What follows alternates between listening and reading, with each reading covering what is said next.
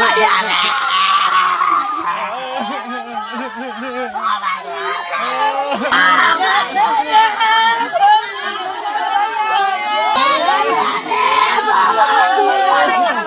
নিরহ মানুষ, আঙ্গুর কিছুই নাই, আমরা কিচ্ছু করতে পারবো না। গাছের সাথে লটকাইছে, লটকানির পরে ওরে আগুন দিছে। তারা যখন বাইরে হালাইছে, তখন তার বাঁচার মতো পথ নাই, তখন তারা নবীজি দুষ লাগাইয়া মানুষের মধ্যে বিষায়া দিছে। একটা খালি বাটা মোবাইল চালাইছো, ফেসবুকে ইন্টারনেট কেমনে কি করলো?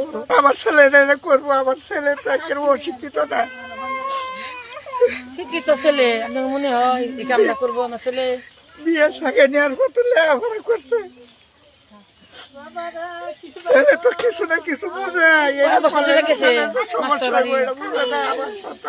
সে যে বকাবাদ্য করতো সেকশনের মধ্যে, ওই বকাবাদ্যর কারণে তারে এই আক্রমণটা করছে। সব পাবলিক মিললে তার কোম্পানির লোকের আক্রমণ করছে। করার পরে তখন সে অসহায়ের মতো খাড় হয়ে আসছিল, তারে সুযোগটাও দিছে না তারে কিছু বলার মতো।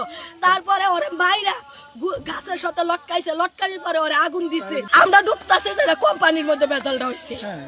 আমরা শুনছি, আমরা যা শুনছি যে হারা যদি অনেক জনগণও কইছে যে তারে যদি ভুল হয়েও থাকে, তারপরেও তারা একটা কিছু করতো বা চর দিত বা থাপড় দিত, দেওয়ার পরে পুলিশের কাছে দিত, দেওয়ার পরে পুলিশের আইনের মাধ্যমে তার বিচার করতো। কিন্তু জনগণ মিললে তো তার বিচার করা উচিত হয় নাই। তারা যখন বাইরে হালাইছে, তখন তার বাঁচার মতো পথ নাই, তখন তারা নবীজি দুষ লাগাইয়া তারে ওই যে জীবন হরিয়ে দিছে, মানে মানুষের মধ্যে বিষায়া দিছে।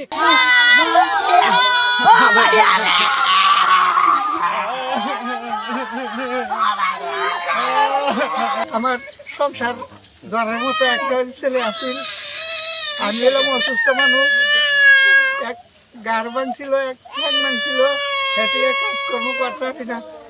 আমার এই বাচ্চারা এই যে চাকরি করে দিলে চাল ডাইলেন না খাওয়াইছে, তা খাইছি।